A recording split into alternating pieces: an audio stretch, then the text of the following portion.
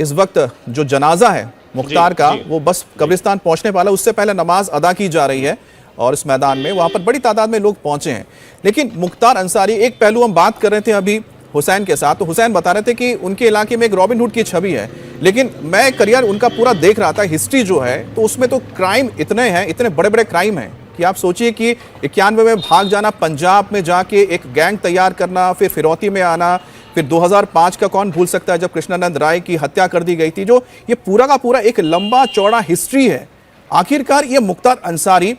मतलब जो खौफ था ना, पूर्वांचल में खौफ था, क्या वो खौफ खत्म हो गया या एक खौफ की वजह से ही लगातार वहां से वो पॉलिटिक्स में भी जीतते रहे? क्या काम करता था मुख्तार का? क्या रॉबिन हुड वाली छवि काम करती थी या फिर जो खौफ था वो काम करता था?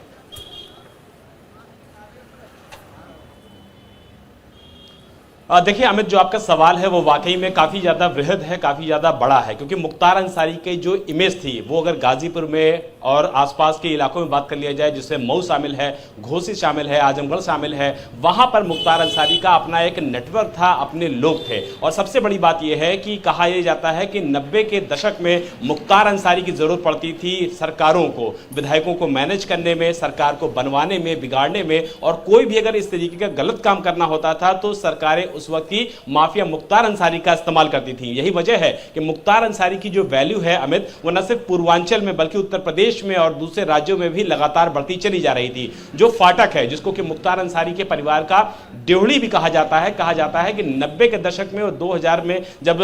चलती थी राजनीति, तो अगर फाटक से परमिशन होती थी तो ही कोई नेता बनता था, मंत्री बनता था और उसके अपनी आगे की राजनीति होती थी। प्रधान का मामला हो, ब्लॉक प्रमुख का मामला हो, जिला पंचायत अध्यक्ष किसी को बनना होता था तो माफिया मुख्तार अंसारी की अगर परमिशन नहीं है तो वो आगे नहीं बढ़ सकता था। यही वजह है कि जो गाजीपुर का इलाका है, मऊ का इलाका है, घोसी आजमगढ़ का इलाका है और पूर्वांचल की जो बेल्ट है, इसमें अंसारी परिवार का दबदबा होता था। उसके पीछे वजह यह है कि मुख्तार अंसारी का जो पारिवारिक बैकग्राउंड है वो अच्छा था। यही वजह है कि उस अच्छे बैकग्राउंड का फायदा उठाते हुए माफिया मुख्तार ने अपनी टीम बना ली थी और अपनी टीम बनाने के बाद न सिर्फ डराने से, धमकाने से, बाहुबल से उसने अपनी चीजों को करना शुरू कर दिया था। फिर वो चाहे ठेकों में कमीशन का हो या फिर किसी भी ठेकेदार की हत्या करना हो, जो गवाह बनते थे उन गवाहों को कोर्ट में ना पहुंचने देना हो, और उसके बाद ये पूरा जो साम्राज्य था दरअसल बाहुबल से, धनबल से चलता था। यही वजह है कि मुख्तार अंसारी की जरूरत सरकारों को लगातार पड़नी पड़ेगी और मुख्तार अंसारी उस वक्त की सरकारों की जरूरत बन गया।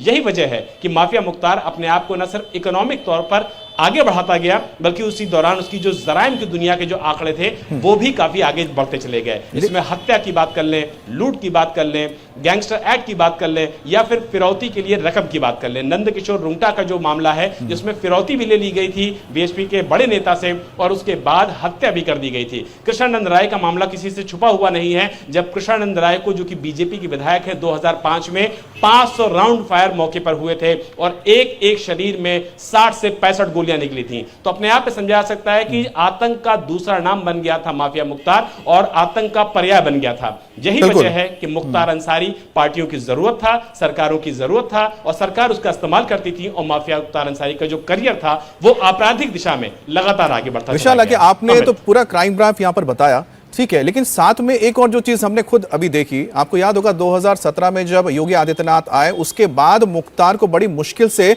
लाया गया पंजाब से उत्तर प्रदेश में।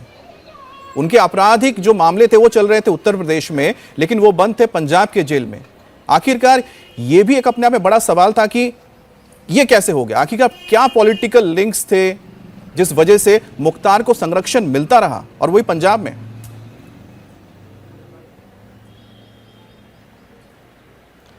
देखिए हमें इस बात से बिल्कुल इनकार नहीं किया सकता है कि तात्कालीन पंजाब सरकार मुख्तार अंसारी को पूरी तरीके से न सिर्फ सपोर्ट कर रही थी बल्कि उसके लीगल बैटल को भी पंजाब सरकार जो तात्कालीन थी उसकी तरफ से मदद मिल रही थी। लाखों रुपए के वकीलों को खड़ा करना हो, मुख्तार अंसारी की रखरखाव रखना हो, उसको जेलों में वीआईपी ट्रीटमेंट देना हो, उसके परिवार के लगातार उससे मुलाकात कराना हो, ये सारे काम पंजाब सरकार उस वक्त की लगातार मुख्तार के लिए कर रही थी। यही वजह है कि मुख्तार अंसारी के जो केसेस थे उसके मूल राज्य उत्तर प्रदेश में थे, लेकिन लेकिन वो बंद था पंजाब की रोपड़ जेल में, क्योंकि रोपड़ जेल में उसको उस तरीके की ऐशगाह मिलती थी, आराम मिलता था कि उसको वो सारी चीजें उत्तर प्रदेश में मिलना संभव नहीं थी। कारण यह था कि 2017 में उत्तर प्रदेश में योगी सरकार आ चुकी थी और योगी आदित्यनाथ का जिस तरीके से अपराध और अपराधियों के खिलाफ जीरो टॉलरेंस की कार्रवाई है, मुख्तार अच्छे से जानता था कि जब उसके गुर्गों पर इस तरीके की कार्रवाई हो रही है तो मुख्तार अंसारी खुद जब यहां पहुंचेगा। विशाल, मैं आपको रोकता हूं, फिर आपसे हम बात करते हैं, लेकिन जो तस्वीरें आ रही हैं एक बार फिर से मैं आपको बता दूं। तस्वीरें आप देख रहे हैं,